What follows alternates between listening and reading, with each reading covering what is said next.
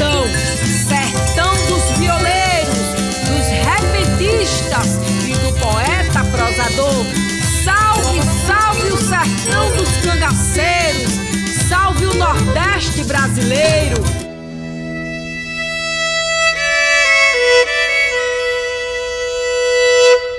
O cangaço é um fenômeno social exclusivamente nordestino associado ao banditismo rural que remonta ao século XVII.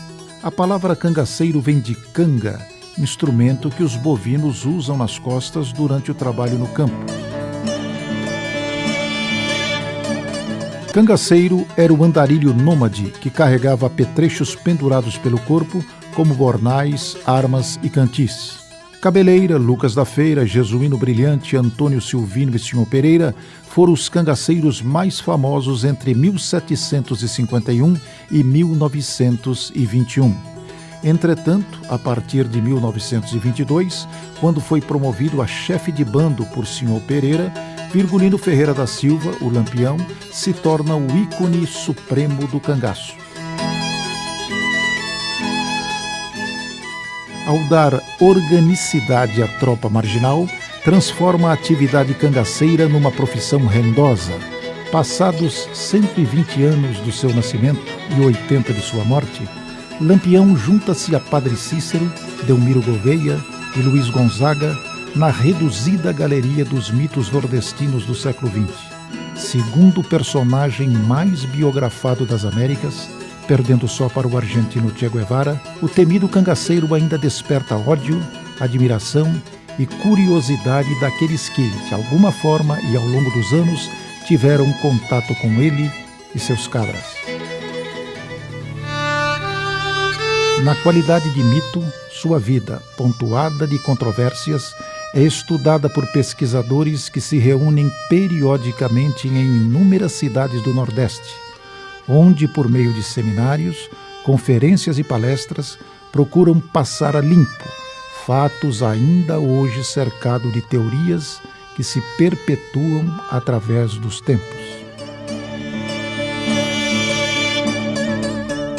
Seja como for, Lampião é indiscutivelmente o maior expoente do cangaço. Dependendo do ponto de vista e da conjuntura, para uns foi bandido cruel e sanguinário, para outros foi herói e benfeitor. Mas o que todos concordam é que ele era um guerrilheiro astuto, destemido e gestor competente da primeira organização criminosa do Brasil, fora do universo político partidário.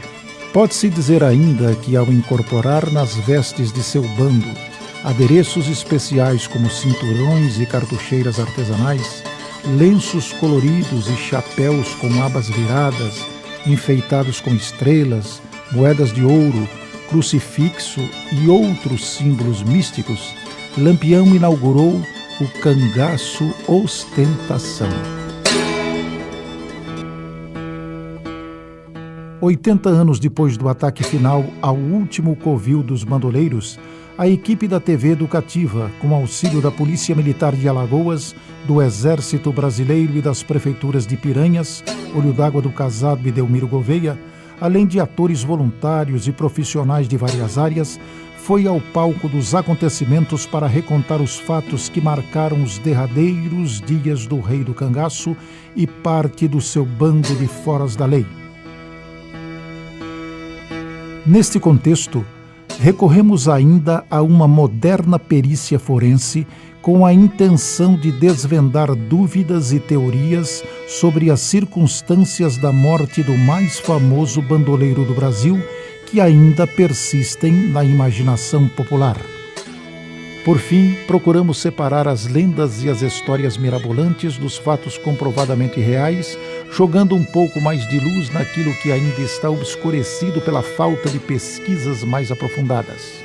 Se, contudo, não foi possível desvendar 100% dos fatos, fique certo que fizemos, dentro de nossas limitações técnicas, o máximo para deixar uma radiografia mais próxima possível da verdade histórica.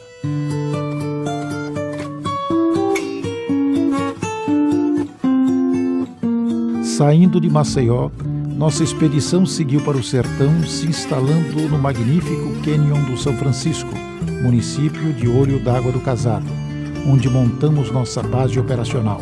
Ali descobrimos a história longa da amizade entre um coiteiro de Lampião e um policial da Volante, que passou grande parte da vida caçando cangaceiros na Caatinga.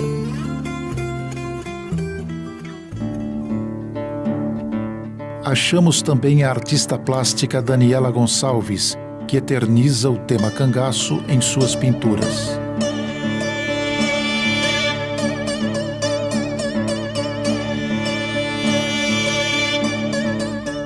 Foi nesse paraíso fluvial, em meio a paredões rochosos cortados pelo velho Chico, que encontramos o barqueiro poeta Zé Brejeiro, que com sua esposa Lindaura se dispôs a nos levar até Angico. Bom dia! Opa, bom dia! Fizeram boa pescaria? Ah, foi ótimo, excelente. Você deve ser o cara que vai levar a gente lá em Angico. Ah, sou eu mesmo, Zé Brejeiro, muito prazer. Essa aqui é minha esposa, Lindaura. Opa. Eu sou o Agostinho, viu? João, esse é o caba que vai levar a gente lá para Angico. Ah, é? Vem pra cá. Opa! Tudo bem? Tudo bem? Certo. Maravilha, senta aí. Muito prazer, Zé Brejeiro. E aqui é minha mulher, Lindaura. Tudo bom? Senta aí, Lindaura. Pois é, rapaz, me disseram que você conhece muito bem o São Francisco. Quanto tempo você navega nesse rio? Olha, seu menino, tá para mais de 20 anos aqui. Mais de 20 anos, quer dizer que você conhece o rio com uma palma da sua mão. Modestamente eu conheço aqui as pedras, conheço as prainhas, conheço até os redemoinhos. Rapaz, também com 20 anos de rio era de se esperar, não é verdade? Olha, na verdade, muito mais. Meu pai já foi barqueiro por mais de 50 anos aqui e meu avô também. Teu avô foi barqueiro aqui? Ah, rapaz, então ele deve ter conhecido Lampião. Vixe, ó, se conhece o Lampião. Meu avô atravessou, foi muito cangaceiro por aqui, seu menino. Atravessou Lampião, Curisco, Zé Sereno, Luiz Pedro e atravessou também muita Volante, viu? Bom, então você deve ter muita história para contar, não é verdade? Olha, eu não, mas minha esposa aqui, a Lindaura, tem sim, viu? Ah, é, Lindaura, você conhece muito da história do cangaço? Ah, eu conheço dos cordéis, dos filmes, dos livros. Ah, então conta um pouquinho da história do Lampião. Ah, eu sei que ele nasceu em 4 de junho de 1898, no sítio Passagem das Pedras, em Vila Bela, que hoje Serra Talhada, sertão de Pernambuco. Fala um pouquinho da família do Lampião, então. Eu sei que o nome dele era Virgulino Ferreira da Silva e ele era filho de seu José Ferreira dos Santos e de Dona Maria Lopes. Ah, eu sei também que ele tinha 8 irmãos. 3 deles foram para o cangaço: Antônio, Livino e Ezequiel. E João ficou em casa cuidando das meninas. Muito bem, estou impressionado, ela sabe mesmo. Eu não falei que ela sabia? Mas e você, Zé? Eu sei que você sabe de mais algumas histórias. Olha, história não, mas eu sei uns versos aí, sei umas músicas também. Então fale uns versos. É pra já. Eu me chamo Virgulino, de alcunha Lampião. Sou cangaceiro afamado em todo o Alto Sertão. Não levo em conta inimigo e nem tenho medo do perigo se estou de arma na mão. Parabéns, então tá decidido. Você vai com a gente para Angico, mas leva a Lindaura também. Então vamos comemorar com a cantoria, né? Claro. Posso? Pode. Lá vem Sabino, mais Lampião, chapéu de couro, fuzil na mão. Lá vem Sabino, mais Lampião, chapéu de couro, fuzil na mão. É lampelam, pelam, pelam, pelam, pelampião. Seu nome é Virgulino, o apelido é Lampião. Seu nome é Virgulino, o apelido é Lampião. Antes, porém, de partirmos para Piranhas, precisamos acrescentar alguns fatos importantes da vida de Lampião aos já contados por Lindaura. Em agosto de 1928, Lampião, o mais famoso bandido brasileiro, monta seu quartel-general itinerante às margens do Rio São Francisco, entre as divisas dos estados da Bahia, Pernambuco, Alagoas e Sergipe, dividindo a sua tropa em subgrupos, o que dificulta a perseguição policial. Prossegue suas atividades criminosas, iniciadas 10 anos antes em sua terra natal, Serra Talhada, sertão de Pernambuco. Foi mais uma década de horror para os sertanejos, que tiveram que conviver com os assassinatos, assaltos, sequestros, castrações, mutilações, invasão de vilarejos, cidades, fazendas e casas comerciais, além de incêndios em plantações e matança de gado e caprinos. Em 1930, Lampião se junta à baiana Maria Gomes de Oliveira, que passaria a história como Maria Bonita, abrindo o cangaço à participação das mulheres. Edificou na região uma eficiente rede de coiteiros que monitorava a movimentação da polícia. Além disso, contava com a proteção de poderosos coronéis sertanejos que lhe forneciam munição, remédio, roupas, calçado e dinheiro. Essa malha protetora, aliada à sua reconhecida competência como combatente, foi fundamental para que o rei dos cangaceiros conseguisse sobreviver por 20 anos à tenaz perseguição das forças policiais de 7 estados nordestinos.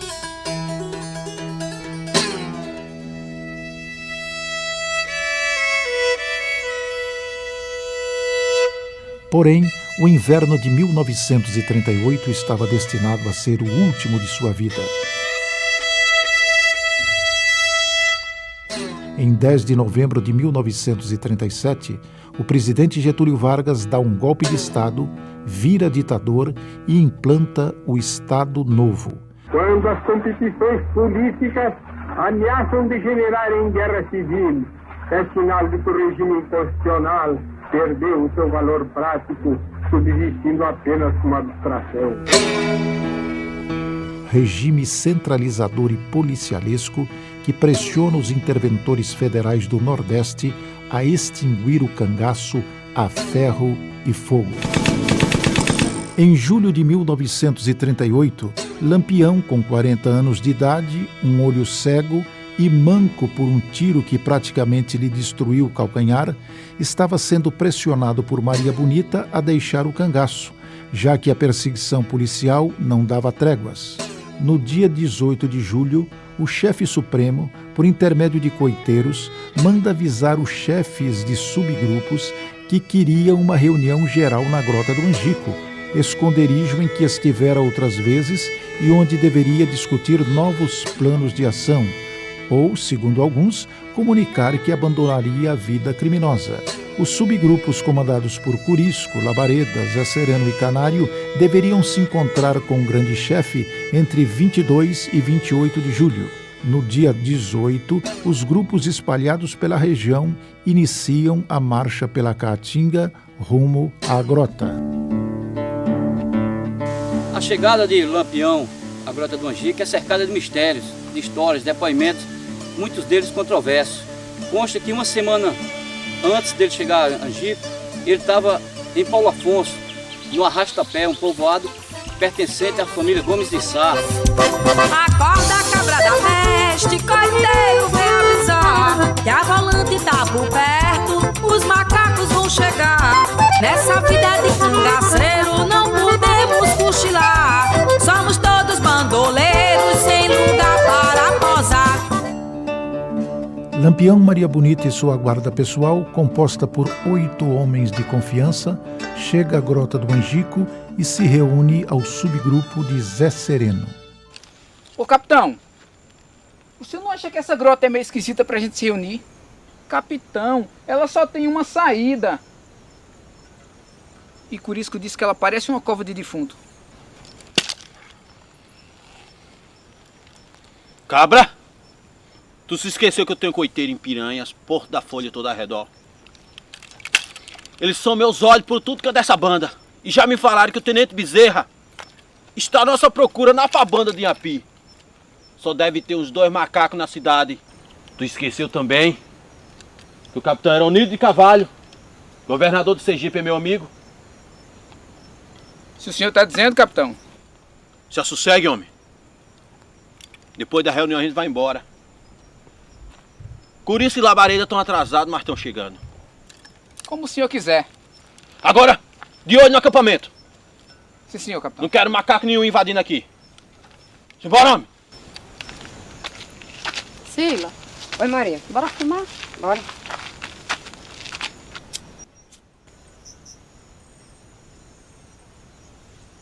Eita, mulher, que cara triste é essa? Briguei com o Virgulino. Logo passa. Foi coisa pouca, não foi? Sabe, Sila, eu já tô cansada dessa vida de cangaço. Viver fugindo dos macacos que não dão uma trégua. Levando tiro, passando fome e sede. Conheço o Virgulino, tem 8 anos. Ele tá 40 anos de idade. Só 20 no cangaço. Essa vida dá pra mim mais não. Quero é sossego. O dinheiro que a gente tem não dá nem pra gente gastar. Pois é. Eu digo a mesma coisa pro Zé. Eu tenho inveja do povo que pode comprar as coisas nas feiras, nas lojas, e que anda aí, no meio da cidade, sem precisar esconder a cara. Aqui, nós dependemos do coiteiro até para comprar uma agulha. Eu falei pra Virgulino que já dá pra largar essa vida, fazer igual o senhor Pereira, que largou o cangaço e foi lá pras bandas do Goiás, comprou uma fazenda, tá só de sossego lá. Queria dar essa vida pra minha filha. Expedita tá com 6 anos, tá com 2 anos que eu não vejo. E o que o capitão disse? Disse que não ia largar o bando, não. Não vai largar os companheiros porque isso é traição e ele não quer ser lembrado como um traidor. Mas vamos esperar. Logo cedo, o compadre Curisco e Labareda estão chegando para uma reunião amanhã. Eita. Maria. Maria. Que foi, mãe? Quer aquela luz acolá. Quer aquela luz acolá que acende e apaga. Será volante? Não é deste dia vexame, oxi. Deve ser vagalume. Não se acostumou ainda.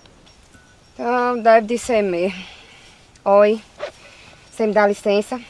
Que eu vou dormir, é tarde. E Zé já preparou a toda. Não gosto de dormir sem mim, não. Vai com Jesus. Fique com Deus, Maria. Amém.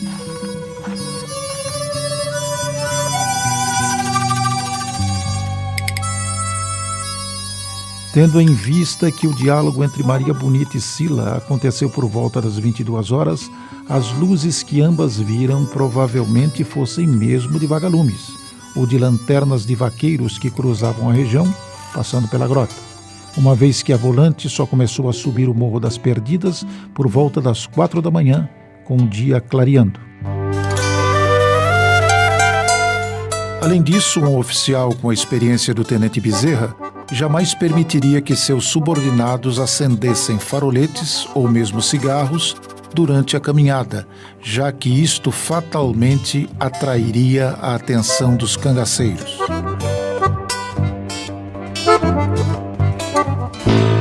Todo comandante de volante sabia que Lampião, além de estrategista brilhante e audaz, chefe com liderança incontestável sobre seus subordinados, contava ainda com uma tropa invisível formada por coiteiros.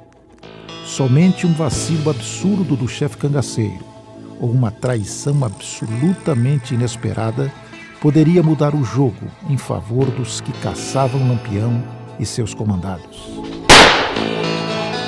Foi então que no dia 22 de julho de 1938, o imponderável conspirou em favor do tenente Bezerra, chefe da volante estacionada em Piranhas, Alagoas.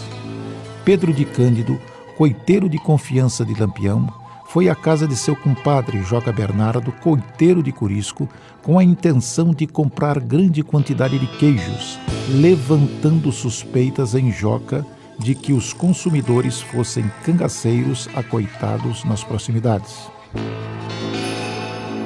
Na véspera, Joca tinha sido avisado que no dia 21, Lampião atravessara o São Francisco, de Alagoas para Sergipe, estando num coito não muito longe dali.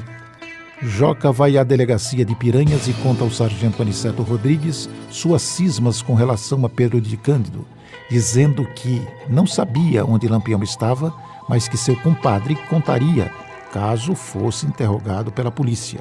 O sargento vai ao posto telegráfico da estação ferroviária e manda transmitir ao tenente Bezerra, que realizava diligências na Vila da Pedra, hoje Delmiro Gouveia, o seguinte telegrama: venha urgente, boi no pasto. Entendendo a senha, Bezerra ordenou que Aniceto reunisse alguns soldados e fosse ao encontro dele no meio da caatinga, onde, juntamente com o aspirante Ferreira, deveriam preparar o ataque ao esconderijo dos cangaceiros. Há quem diga que o motivo de Joca Bernardo delatar Pedro de Cândido foi a inveja. Dizem até hoje na região que o delator não se conformava com a deferência com que o colega coiteiro era tratado por Lampião, enquanto ele, Joca, era desprezado por Corisco. Na Vila da Pedra, Bezerra consegue por empréstimo junto ao sargento Odilon Flor, chefe de uma volante baiana que passava pela região, uma moderna submetralhadora. Em Piranhas, Aniceto junta 12 homens no pequeno caminhão e na manhã do dia 27 de julho parte pelo meio da feira da cidade, anunciando aos quatro ventos que iria combater Lampião num lugar distante. Ele tinha certeza que logo a rede de coiteiros faria com que a informação chegasse aos ouvidos dos cangaceiros, que relaxariam a segurança, fato que acabou ocorrendo. No início da tarde de 27, Bezerra, que traz consigo o aspirante Ferreira, cuja volante estava na área, vai ao encontro de Aniceto no meio da caatinga. Longe da vista de seus soldados, os três montam uma operação sigilosa. Composta por 50 homens, a volante entra em Piranhas à noite, embarcando em 3 canoas amarradas umas às outras, como se fosse um só barco. A primeira parada é no povoado de Entre Montes, onde Pedro de Cândido é capturado e torturado, acabando por confessar que Lampião está na Grota do Angico. A coluna policial atravessa o rio, arrastando também Durval, de 17 anos, irmão de Pedro, que foi o último a levar encomendas para os cangaceiros na grota. Dividida em 3 grupos de combate, a volante inicia por volta das 4h30 da manhã a marcha pelos leitos pedregosos dos riachos secos que conduzem ao coito. À frente, sobre as miras de suas armas, seguem os irmãos que guiam a tropa. Só então Bezerra revela aos soldados que logo mais eles iriam topar com Lampião e seus cabras. O clima fica tenso e alguns tomam goles de cachaça misturado com pólvora para dar coragem. Cerca de 650 metros após o início da caminhada desde a margem do São Francisco, a vanguarda do aspirante Ferreira dá de cara com um cangaceiro amoroso, que fora a um caldeirão buscar água empoçada para fazer café. Surpreso e nervoso, o soldado Abdon abre fogo, mas erra e o bandido foge. Em seguida, toda a tropa dispara contra o bando.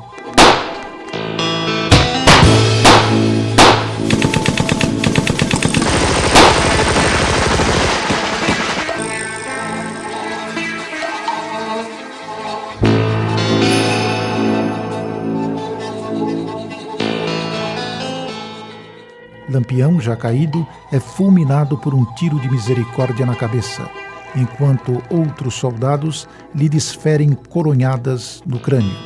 Na troca de tiros, que durou apenas 5 minutos, 11 dos 35 cangaceiros acampados na grota são mortos e 24 conseguem escapar. Entre eles, 3 estão feridos.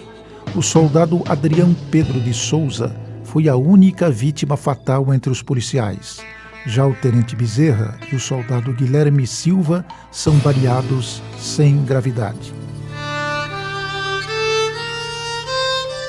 Os cangaceiros abatidos são decapitados e os valores que carregavam, como dinheiro, joias, ouro, prata e pedras preciosas, produto dos roubos ocorridos durante 20 anos de atuação criminosa, são saqueados pelos vencedores, ensandecidos pela cobiça. Além de Lampião e Maria Bonita, morreram em Angico Luiz Pedro, Enedina, Quinta-feira, Marcela, Elétrico, Luiz de Teresa, Mergulhão, Alecrim e Colchete. Entre os 24 bandoleiros que escaparam do confronto estava José, um jovem de 17 anos, sobrinho de Lampião, filho de Virtuosa, que entrara no cangaço apenas 3 dias antes do tiroteio que pôs fim à vida do tio famoso.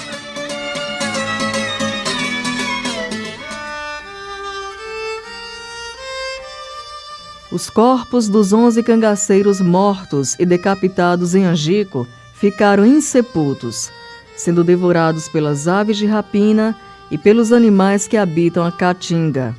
Com o tempo, as ossadas foram arrastadas pelas enxurradas ocasionais que desaguam no São Francisco, transformando o Velho Chico no túmulo fluvial de uma parte da história do cangaço.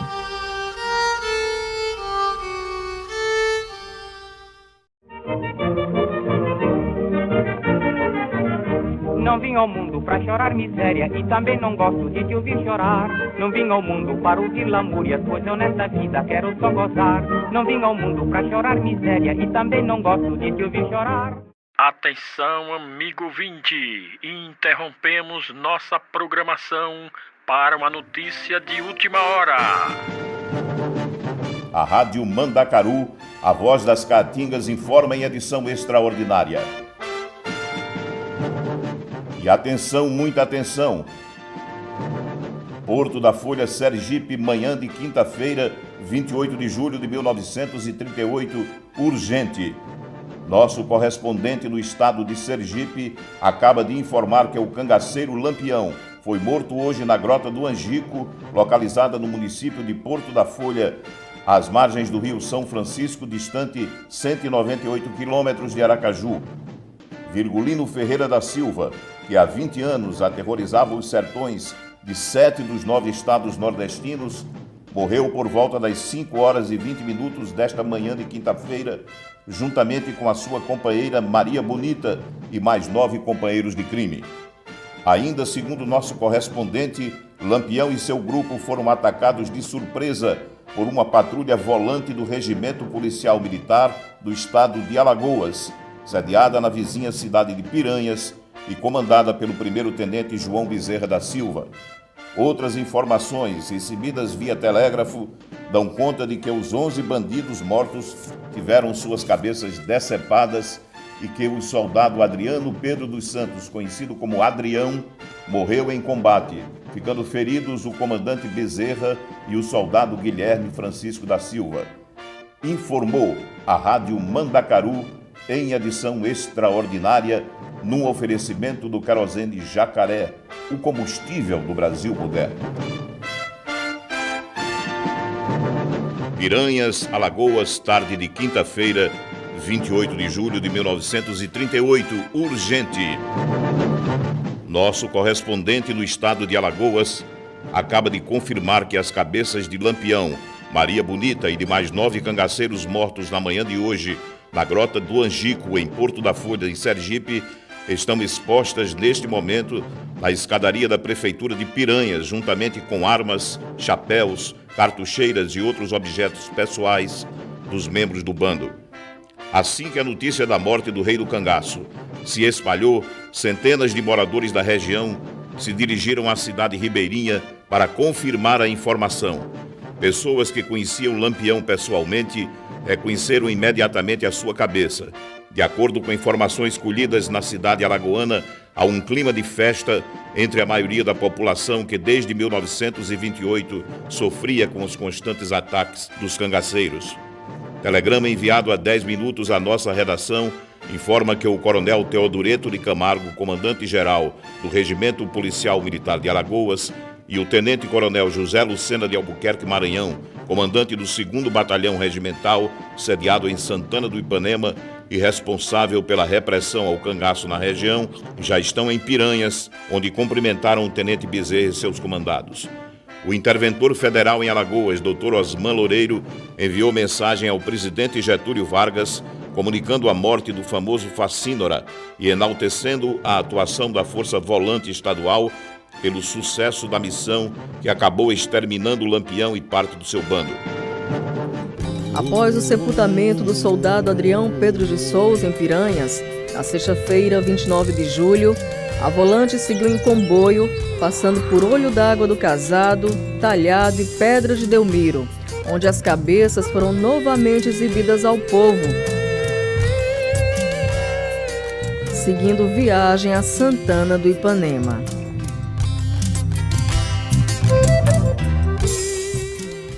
Acaba de chegar a esta cidade, sede do 2º Batalhão de Polícia, o cortejo trazendo a cabeça de Lampião Maria Bonita e mais 9 cangaceiros mortos na manhã de anteontem na Grota do Angico, em Sergipe. Antes que fossem mostradas ao público, os crânios receberam injeções de formol para resistirem à viagem que prosseguirá até Maceió. O produto também foi adicionado às latas, nas quais os mesmos estão sendo transportados. Em seguida, os policiais da Volante desfilaram pelas ruas de Santana, acompanhados por banda de música, enquanto as cabeças eram exibidas na escadaria de uma igrejinha no centro da cidade. O comércio e as escolas foram fechados para que a população pudesse assistir e participar das comemorações pela morte do Rei dos Cangaceiros. Um clima festivo toma conta do município, que recebe grande número de curiosos, vindos até mesmo de outros estados, além de um considerável grupo de repórteres dos principais veículos da imprensa nacional. Na manhã de domingo, 31 de julho, o cortejo policial passou por Palmeira dos Índios e Limoeiro de Anadia, fazendo nova exibição dos troféus de guerra. Ainda naquele domingo, as cabeças de Lampião e Maria Bonita foram levadas de caminhão a Maceió. As demais foram enviadas por trem especial e chegou à capital alagoana na segunda-feira, 1º de agosto. Maceió, Alagoas, noite de domingo, 31 de julho de 1938, urgente. Os moradores do bairro do Bebedouro foram os primeiros de Maceió a testemunhar a entrada na capital alagoana da comitiva trazendo os troféus de guerra do vitorioso combate da Volante do tenente Bezerra com um bando de Lampião. A exemplo de todos os lugares por onde passaram, os soldados exibiam as cabeças, recebendo aplausos do povo, embevecido por ver de perto o crânio do mais famoso cangaceiro dos sertões e dos seus companheiros de crime. A parte da população que achava que Lampião era imortal e jamais seria alcançado pelos braços da lei, agora deparava-se com a sua cabeça decepada. Em determinado momento, um homem do povo pediu para abrir o olho direito de Lampião para ver se havia o sinal do glaucoma que o cegava e que fez com que ele recebesse da imprensa o apelido de Rei Vesgo. Atendido, o cidadão constatou que a cabeça, mesmo deformada por um tiro e pelas diversas coronhadas que recebeu no angico, que lhe quebraram o nariz e a mandíbula, era mesmo de Lampião, já que o olho embranquecido pela doença não deixava dúvida sobre a identidade do morto.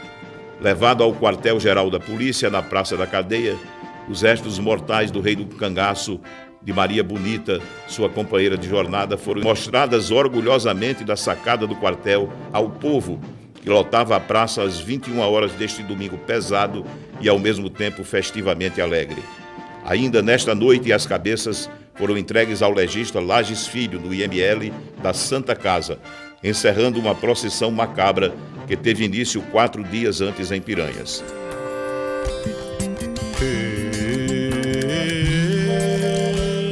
Após a autópsia feita na Santa Casa, as cabeças de Lampião e Maria Bonita foram remetidas para o Instituto Nina Rodrigues, em Salvador, onde permaneceram expostas por 30 anos. Em 6 de fevereiro de 1969, foram sepultadas por ordem judicial no Cemitério dos Lázaros, na capital baiana, juntamente com as de Azulão, Zabelê, Canjica e Maria Dora, cangaceiros eliminados em 1933 em Monte Alegre, na Bahia.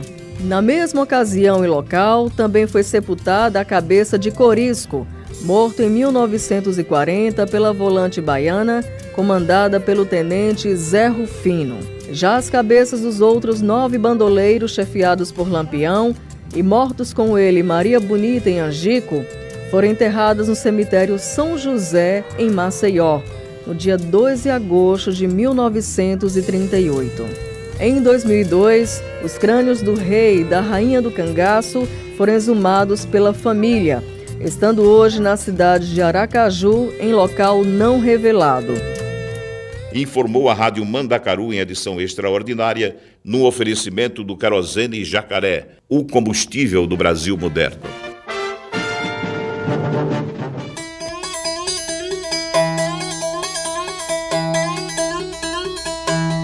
Esta é a bela, histórica e charmosa cidade de Piranhas, engastada nos morros que margeiam o lado alagoano do Rio São Francisco, no noroeste do estado, a 300 quilômetros da capital Maceió.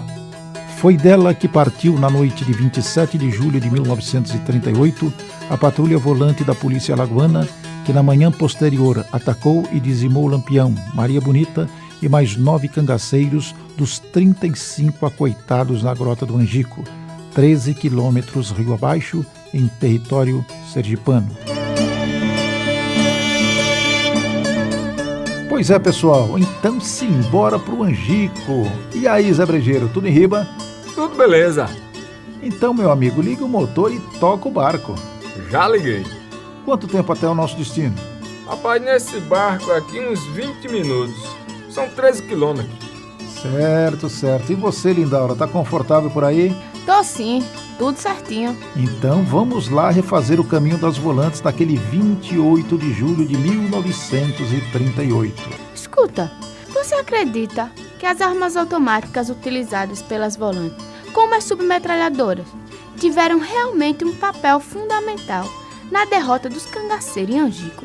Sem dúvida, a partir do final de 1936, quando elas começaram a ser usadas ainda de modo incipiente pelas forças policiais, o poder de fogo das volantes aumentou consideravelmente. E é verdade que neste documentário estão sendo usadas armas originais que estiveram no combate durante as cenas de reconstituição do tiroteio final. Isso mesmo. Após intensa pesquisa, nós conseguimos localizar 6 armas que estiveram no confronto final de Angico.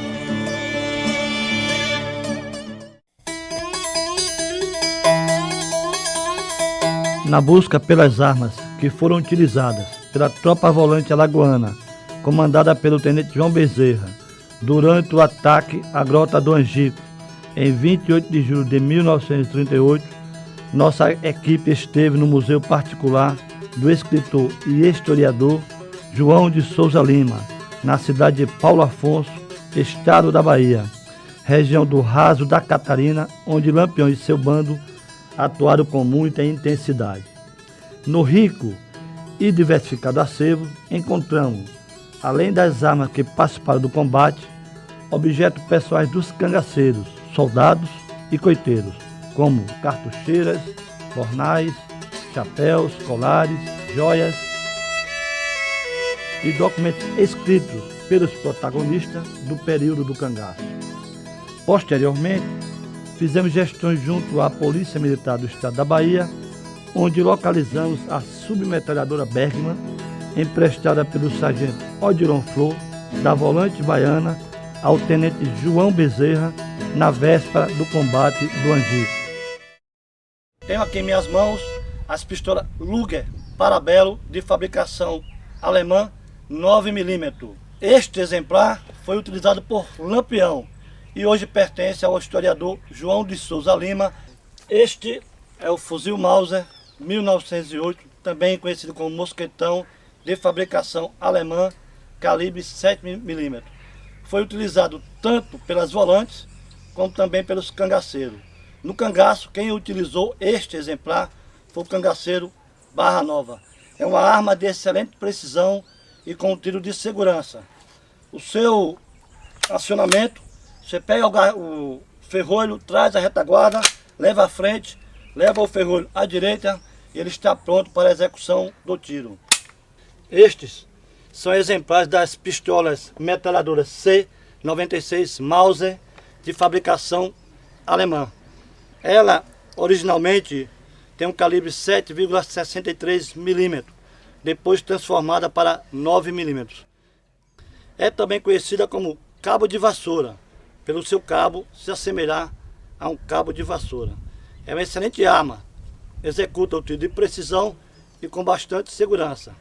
Ao acoplar a coronha de madeira, ela executa um tiro com mais precisão, tanto intermitente como rajada, até 3 tiros. Ao retirar a coronha de madeira, ela se transforma em coldre para transportar a arma e por isso também leva o nome de caixa de pau. Por fim, a metralhadora Bergmann 1934, fabricação alemã, calibre 9 mm. Ela é a estrela de Angico, uma excelente arma e pode utilizar carregadores para 40 e 50 cartuchos 9 mm. As armas apreendidas pela volante policial com lampião podem ser encontradas aqui no Instituto Histórico e Geográfico de Alagoas, situado em Maceió. Em particular, temos aqui a pistola Luger 9 mm Parabellum, utilizada por lampião, bem como o fuzil Mauser mosquetão 7 mm, adaptado e que também foi utilizado por lampião. Temos também o fuzil Mauser 1908 de fabricação alemã 7 mm, utilizado tanto pelas volantes como pelos cangaceiros. É fundamental registrar que a carabina Winchester calibre 44, modelo 1873, foi a principal arma longa utilizada pelos cangaceiros entre o final do século XIX e as 2 primeiras décadas do século XX. Conhecida como Papo Amarelo, foi substituída em 1926, quando o bando de Lampião recebeu do governo federal, por meio de Padre Cícero, 50 fuzis Mauser modelo 1922 para combater a Coluna Prestes, movimento militar revolucionário que lutava para depor o presidente Arthur Bernardes. Nesta mesma ocasião, Lampião recebeu a patente de capitão da Brigada Patriótica, milícia composta por bandidos, criada por coronéis sertanejos com a finalidade de defender os governos estaduais contra os ataques das forças rebeldes comandadas por Miguel Costa e Luiz Carlos Prestes. Já a Bergmann 1918 também foi amplamente utilizada pelas volantes nos 2 últimos anos do cangaço, assim como a pistola metralhadora Royal, uma imitação da Mauser 96 alemã. Conforme esta declaração, a arma que está na foto foi comprada em março de 1963 pelo coronel Raimundo Rosário, da PM da Bahia, ao coronel João Bezerra, chefe da volante que matou Lampião. A documentação atesta que a mesma, tal qual a Mauser 96, foi utilizada no combate de Angico. Poxa, que ótimo! Olha, contam que as mulheres cangaceiras usavam pequenas pistolas calibre 635, escondidas sob as roupas. Pois é, isso não é verdade. Veja só o que diz Dadá, viúva de Curisco. A minha arma era um revólver 38, couro de cavalinho, uma cartucheira de 2 camadas e balas, que eu carregava numa panelinha. As caixas de bala. Eu gastava muito. Essas fotos provam que Inacinha e Maria Bonita não desgrudavam de seus revólveres.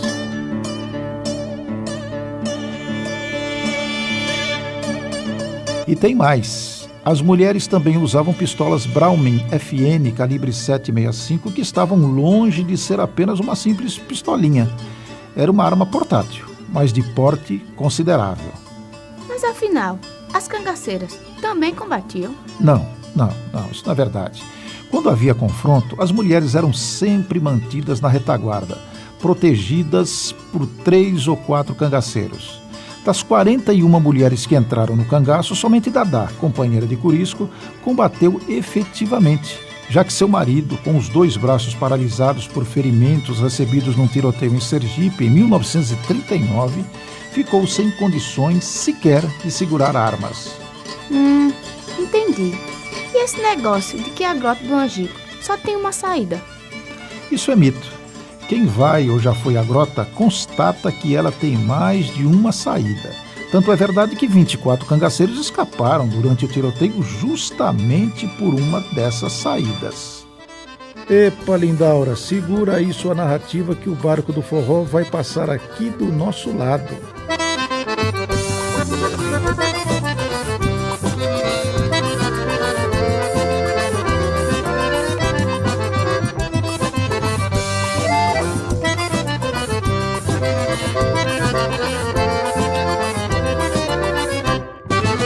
É no chachado xenhenhen, é no chachado xenhenhen, na pisada de luxão, chachando com lampião, no chachado xenhenhen, é no chachado xenhenhen, é no chachado xenhenhen. Ô Zé Brejeiro, sem tirar as mãos do timão do barco, diz pra gente aí mais um verso sobre Lampião. Beleza, seu menino. Vamos lá. Quando o cerco da polícia afrouxava os cangaceiros, Lampião mandava às feiras seus espias ou pombeiros. Eram cabras que serviam como os melhores coiteiros. Lampião, por esse meio, sabia toda a notícia, de todos os movimentos das volantes da polícia. Nisso pairava o segredo da sua grande perícia. Pessoal, estamos chegando. Estamos chegando mesmo, então encosta aí, simbora. Vamos descer, gente, vamos descer.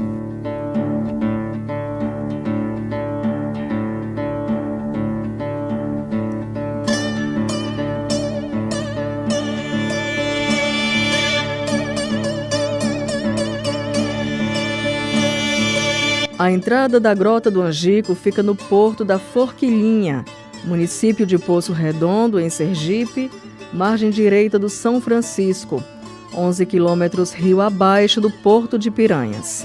Em 1938, a fazenda onde a grota está situada pertencia ao município de Porto da Folha e tinha o nome de Forquilha.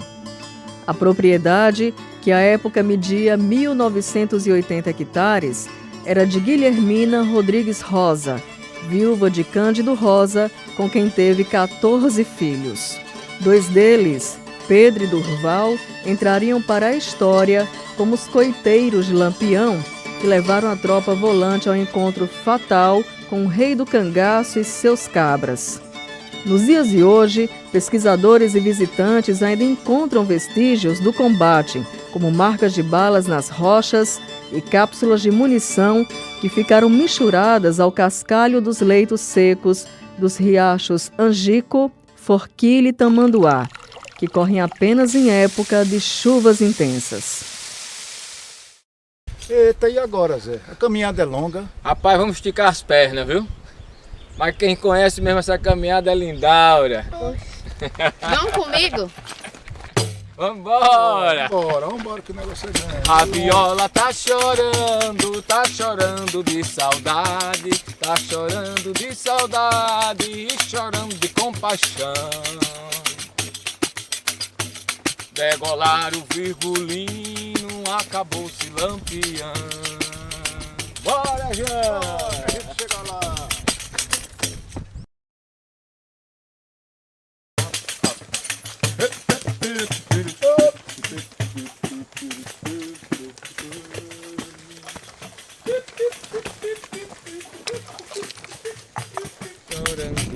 Tá chorando. Aí o resto. Olha, sono de saudade. Aí vem aquela Gemendo parte, né? com compaixão. A viola tá chorando.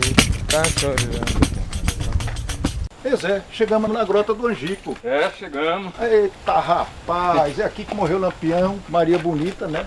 9 cangaceiros e o soldado Adrião. Ô João, tem escritor que diz que Lampião não morreu não aqui em Angico.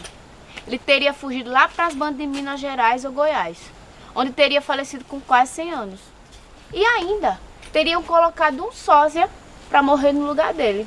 Veja que isso é um delírio. Imagine você como é que um sósia ia entrar no bando de Lampião ele teria que ser tão parecido com o Lampião que ele teria que enganar Maria Bonita e todos os cangaceiros que conviviam com o Lampião há muitos anos. Então isso é uma loucura. Além do que, ele teria que se dispor a ter morrido por Lampião. E ainda dizem que Maria Bonita, quando viu Luiz Pedro fugindo, ela chamou ele para dizer para ele cumprir a promessa feita para Lampião. Nós temos que lembrar que em 1927, Luiz Pedro matou por acidente Antônio, o irmão mais velho de Lampião. Aí Lampião fez uma espécie de inquérito no grupo e descobriu que Luiz Pedro era inocente, né? Matou por acidente. Então Luiz Pedro, por conta disso, ficou amigo de Lampião o resto da vida, né? E prometeu morrer quando ele morresse. Aí no dia do tiroteio aqui em Angico, alguém disse que Maria disse isso para Luiz Pedro. Luiz Pedro, não fuja, você não disse que ia morrer com Lampião? Né? Aí Luiz Pedro voltou e acabou morrendo. Mas eu não acredito nessa história, porque Maria estava ferida com um tiro no estômago, um tiro nas costas, e ela não teria nunca forças para dizer uma frase toda dessa. Então acho que é mais uma invenção nessa história de Lampião. O povo fala demais, né, Zé? O povo diz também que os cangaceiros só morreram porque eles comeram e beberam da comida envenenada que os coiteiros trouxeram uma noite antes do ataque. Na noite anterior ao tiroteio, o Lampião já estava aqui, estava todo mundo acampado nesse mesmo lugar que vocês estão vendo, né? E está todo mundo arranjado direitinho, bonitinho, só que essa história do envenenamento não tem pé nem cabeça. Se todos tomaram veneno, todos estariam envenenados. E na hora do tiroteio, naquela correria toda, 25 escaparam e 11 morreram. Né? Então, com o veneno, nenhum deles poderia ter corrido, fugido e atirando para trás. Então essa é uma outra história alucinada. Outra coisa, João, é verdade que dizem por aí que Lampião era amigo de Tenente Bezerra e que eles jogavam cartas juntos e ainda fornecia munição para eles? Veja bem, essa história só começou a aparecer a partir da morte do Tenente Bezerra. Antes ninguém falava da hombridade do Tenente Bezerra, ninguém falava contra ele, né? Depois disso, os coiteiros começaram a inventar histórias que Bezerra ajudava Lampião, jogava carta com Lampião e mandava munição para Lampião, né? O que é terrível. Mas isso nunca foi comprovado, eu acho que é uma história falsa. E os objetos e valores do bando? O que aconteceu? Quando Lampião, Maria Bonita e os outros cangaceiros foram mortos aqui na grota, a Volante se apropriou daquilo que eles levavam, ou seja, houve um saque nos corpos dos cangaceiros que levavam muito ouro, muitas joias roubadas ao longo dos anos, né? Então essas joias, esse ouro, esse dinheiro, muito dinheiro, foi distribuído entre os policiais e vendido para muita gente. Alguma coisa apareceu no Instituto Histórico de Alagoas, mas uma coisa muito aquém do valor daquilo que eles levavam. E até a nossa primeira-dama, de então, primeira-dama da República, dona Darcy Vargas, recebeu de presente um colarzinho que o Tenente Bezerra entregou para ela, que foi capturado com Lampião. Muito obrigada, João. Você sabe que essas informações que você me deu não tem em todos os livros. Né não, Zé? Dá uma conversa aí, Zé. É pra agora. Soluçando de saudade, gemindo de compaixão. Degolar o Virgulino, acabou-se Lampião. Vambora, menino!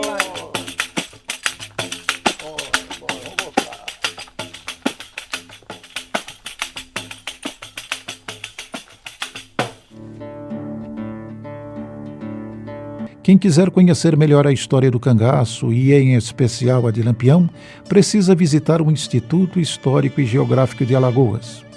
Localizado na esquina da Ladeira do Brito com a Rua do Sol, no coração de Maceió, o Palacete Rosa, prestes a completar 150 anos, abriga o mais importante acervo da história alagoana desde a emancipação política de Pernambuco em 1817. Presidido pelo Dr. Jaime de Altavila, a instituição tem um espaço reservado para os objetos capturados há 80 anos pela Força Volante do Regimento Policial Alagoano, logo após o confronto em Angico. Aqui estão, então, 3 peças das principais que vieram para o Instituto Histórico em 1938, doadas pelo governo do Estado através do Dr. José Maria Corrêa das Neves, que era o secretário do Interior, Educação e Justiça do governo do Estado. Pois não, professor. Então nós estamos aqui, o chapéu de Lampião, não é isso? Exato. O chapéu de Lampião que foi capturado pela Volante no dia que ele morreu lá em Angico. Perfeito. É então, conforme descrição da relação do material que está o original no nosso arquivo, demonstrando a autenticidade das peças que existem no Instituto Histórico. Muito bem, então aqui eu só queria mostrar uns detalhes, né? As pessoas veem no cinema. Isso aqui, professor, são moedas na testeira, né? Exato. Que são moedas da época, são réis, não é isso? E Lampião também usava outros chapéus, né? Com moedas de ouro. De ouro, exato, que desapareceram completamente, o que dizem, né? O ouro some, de repente ninguém sabe onde vai. Então, aí nós temos aqui também, professor, o punhal, o famoso punhal de Lampião, que deve ter matado muita gente, né? Exatamente. Certo. Esse punhal, com então, um local onde foi atingido por... Ele foi atingido por uma bala, que ele também atingiu, não só a bainha, como o próprio punhal, que está amassado. Lembrando, professor, que esse punhal, o Lampião, sangrava as pessoas de um modo terrível, né? Porque ele apunhalava aqui na parte do ombro, né? E exato, atravessava as pessoas e atingia o coração e os órgãos vitais, não é isso mesmo?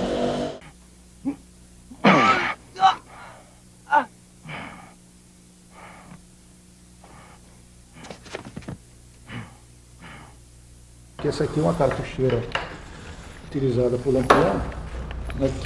Aqui está o coldre do parabelo, né, que ele usava, e aqui onde se usava balas, deixa eu só virar aqui, professor, por gentileza, aqui as 5 balas de fuzil, né, que era a carga do fuzil Mauser da época, né? Então havia 5 balas aqui que já vinha com pente, ele tirava e botava. E aqui mais adiante, deixa eu ver se eu acho aqui, são outras cartucheirinhas que vão as 5 balas usadas pelo fuzil Mauser, né?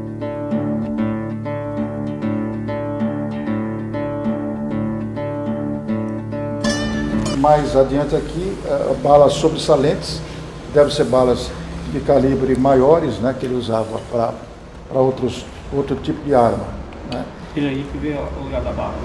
Sim, agora vamos ver o lugar da bala, porque eu não lembro onde é. Aqui. Então, uma bala, supondo que Lampião estivesse, só um pouquinho, professor, deixa eu virar aqui, supondo que ele estivesse vestido com a cartucheira nessa posição, né?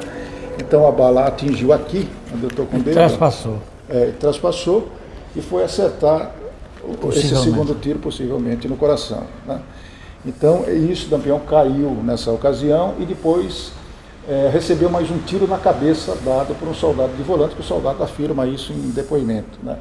Então, não se sabe se ele morreu quando caiu imediatamente após os 2 tiros ou se posteriormente com um tiro na cabeça, né? Então, essa é... Sim, uma coisa interessante de mostrar é o apito. O Lampião costumava comandar, né, professor, os seus cangaceiros... Mesmo com apito. Isso, apitando, dando ordens com apito, como faziam os militares antigamente. Não é isso? Muito bem. Está aqui arquivado no Instituto Histórico, sob a guarda do nosso grande guardião da história, professor Jaime da Altavilla. Passadas 8 décadas da chegada do acervo cangaceiro ao Instituto Histórico, nossa produção convidou o perito criminal Vitor Portela para examinar o punhal e as cartucheiras usadas por Lampião na manhã fatal do ataque ao covil do grupo bandoleiro. Na mesma ocasião, também foram periciados os bornais. A intenção é esclarecer, à luz da ciência forense, dúvidas sobre os tiros que liquidaram o rei do cangaço e sua rainha, já que até hoje versões contraditórias persistem sobre a forma em que ambos morreram.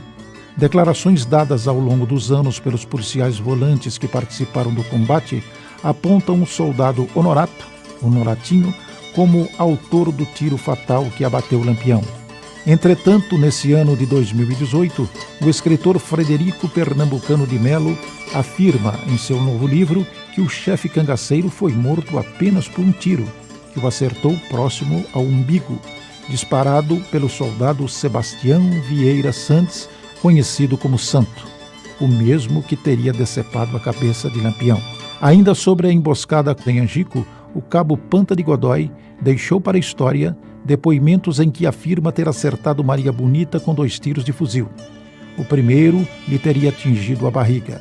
Ao tentar fugir, a cangaceira recebeu um segundo balaço nas costas. Ainda de acordo com o militar, ele próprio degolou a companheira de Lampião, ainda viva.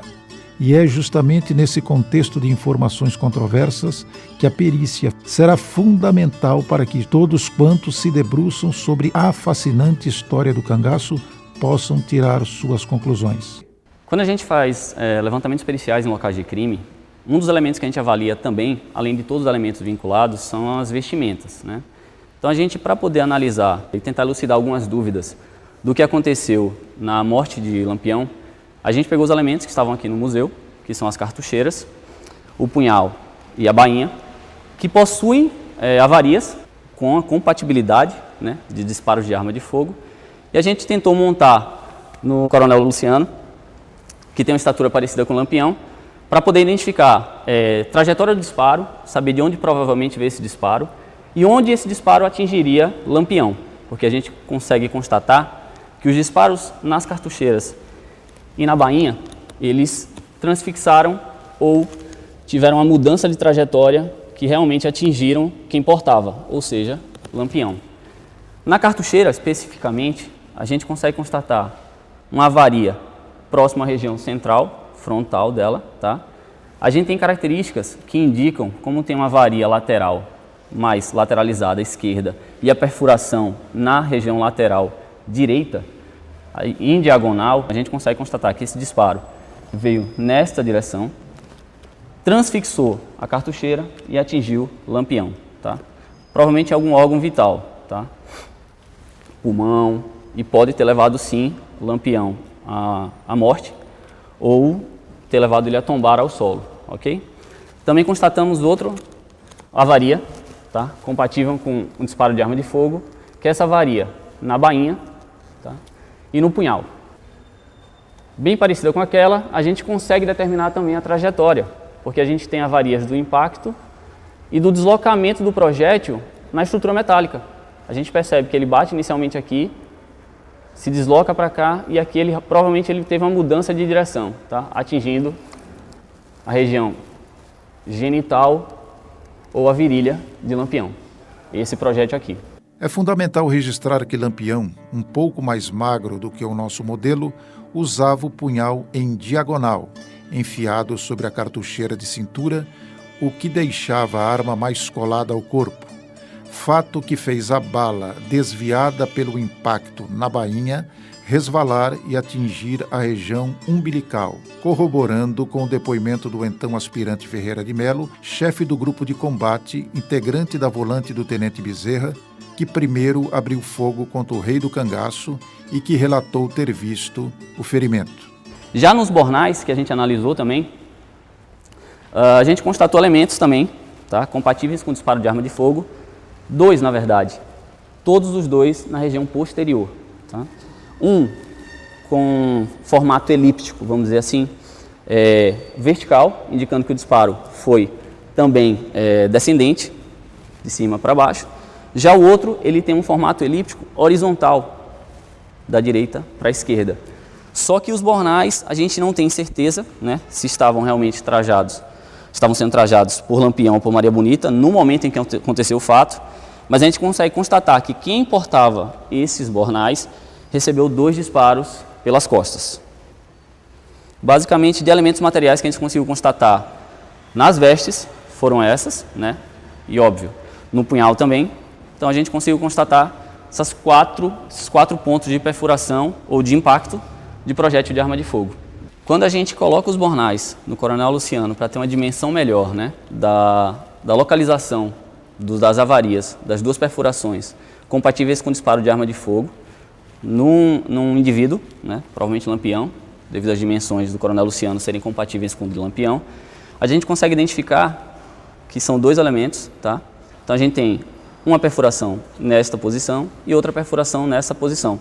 Tem outras 2 avarias, mas não são vinculadas a armas de fogo, tá? São elementos cortantes que causaram essas 2 avarias.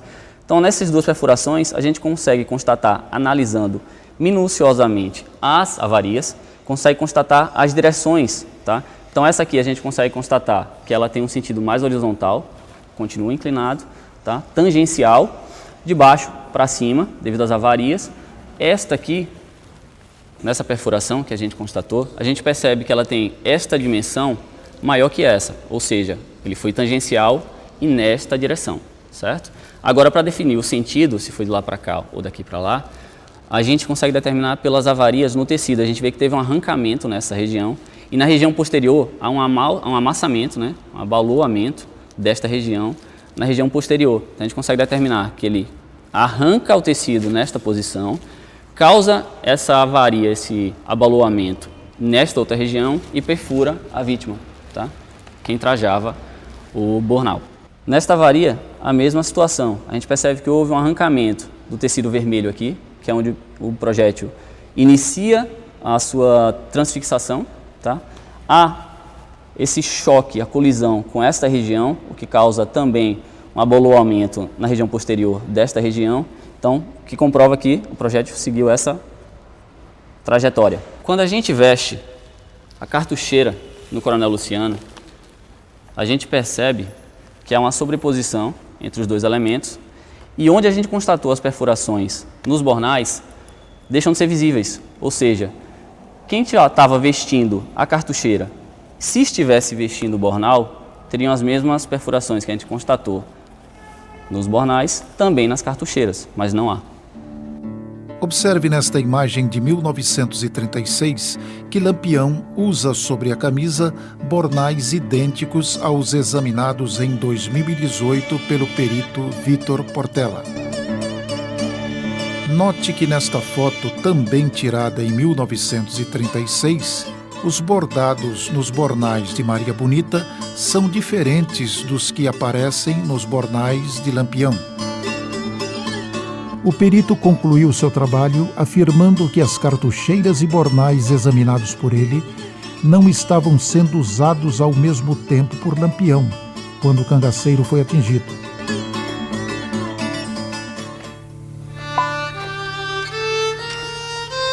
Minha pedra cristalina que no mar fosse achada entre o cálice e a hóstia consagrada. Minha pedra cristalina que no mar fosse achada entre o cálice e a hóstia consagrada. Treme a terra, mas não treme Nosso Senhor Jesus Cristo no altar. Treme a terra, mas não treme Nosso Senhor Jesus Cristo no altar. Assim treme os corações de meus inimigos quando olharem para eu. Assim treme o coração dos meus inimigos. Com a chave do sacrário eu me fecho.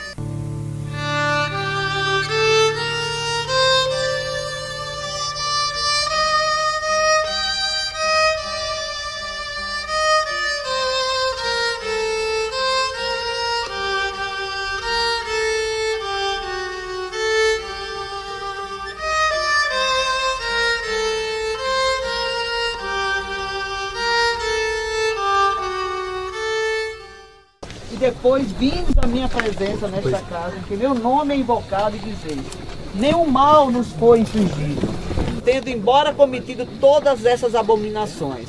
Acaso esta casa em que meu nome é invocado tornou-se a vossos olhos uma caverna de ladrões? Eis que também eu vi, diz o Senhor.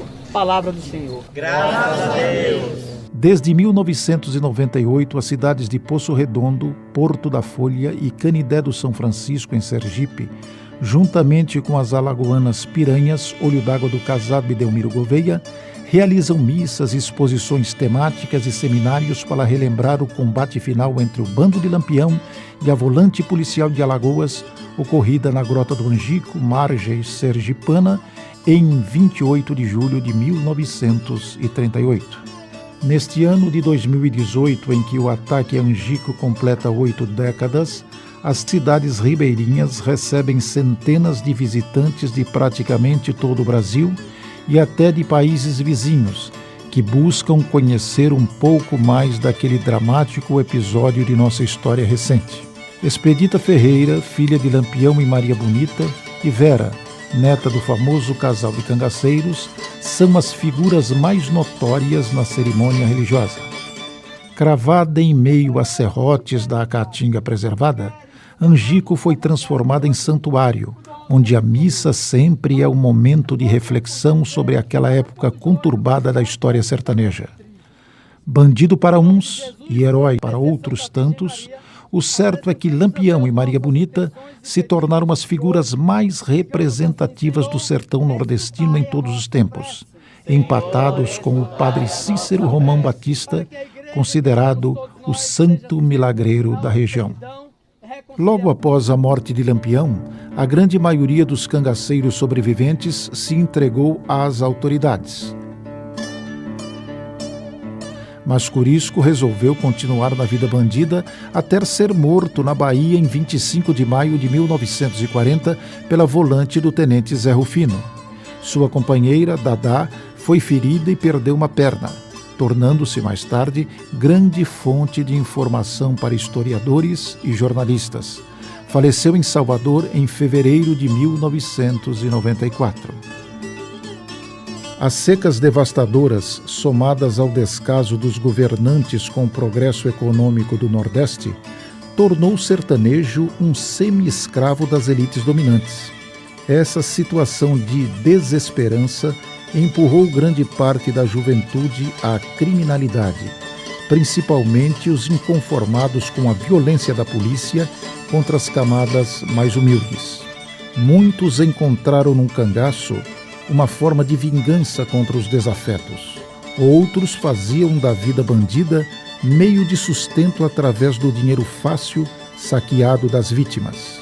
E havia ainda os que caíam na marginalidade simplesmente em busca de aventuras que os livrassem da vida tediosa dos sertões, sem perspectivas de ascensão social. Do ponto de vista da geração de renda, os principais meios de subsistência dessa população era a agricultura, e a agricultura era a agricultura de subsistência, e a pesca e esse comércio informal. Entretanto, a renda que se gerava nessas atividades, e eram poucas opções, era uma renda muito baixa, o que de um certo modo ia demarcando essa configuração de concentração, onde você não tinha a estratificação social que você tem hoje, que ela começa a surgir a partir da evolução da indústria nacional. Mas a indústria nacional ela era muito concentrada na região sudeste, particularmente no estado de São Paulo. A periferia do país ela ainda não tinha atividade industrial como atividade consolidada, exceto por uma presença de uma forma ainda muito tímida da indústria têxtil no município de Delmiro Gouveia. Isso, de um certo modo, contribuía também com a geração de renda na região sertaneja, mas era ainda uma presença pouco expressiva na economia regional.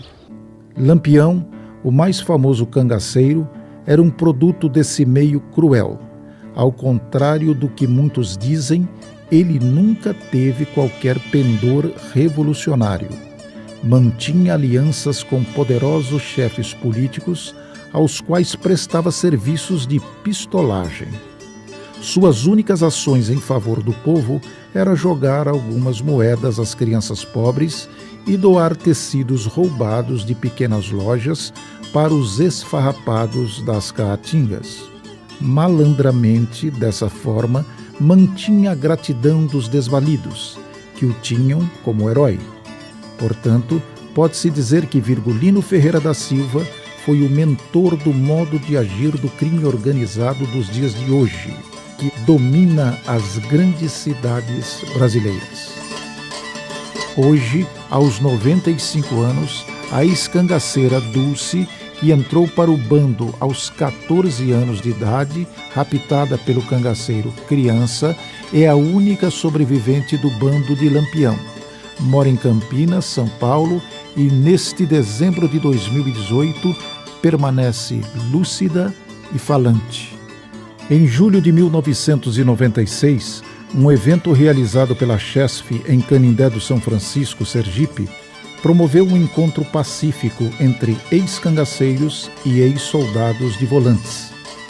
Ao final do encontro, Candinheiro, um dos cabras de Lampião, que escapou ferido do tiroteio em Angico, selou a paz com o cabo Panta de Godói, da PM de Alagoas, que, 58 anos antes, teve participação decisiva no ataque mortal ao último refúgio do rei do cangaço.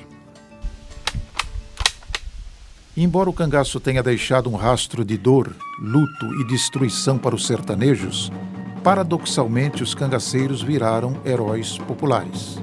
Ao longo dos anos, a literatura, o cinema, o rádio e a televisão dedicaram enormes espaços ao tema.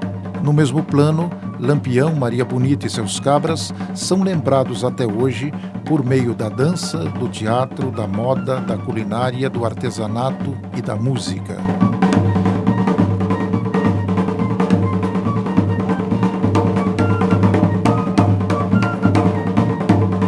Mortos e decapitados em Angico há 80 anos, saíram da vida para entrar na imaginação do povo. Se aquete, cangaceiro, lua branca já surgiu. Pegue a sua viola e sossegue esse fuzil. Pegue a sua viola e sossegue esse fuzil. Diga um verso apaixonado e desarme o coração. Faça um cordel de namoro e um repente de paixão. Faça um cordel de namoro e um repente de paixão. Poesia de cangaceiro não é morte, não, senhor. Cangaceiro é violeiro, é poeta e prosador. Poesia de cangaceiro também tem fé e amor. Cangaceiro é bicho bruto porque a vida lhe caliçou.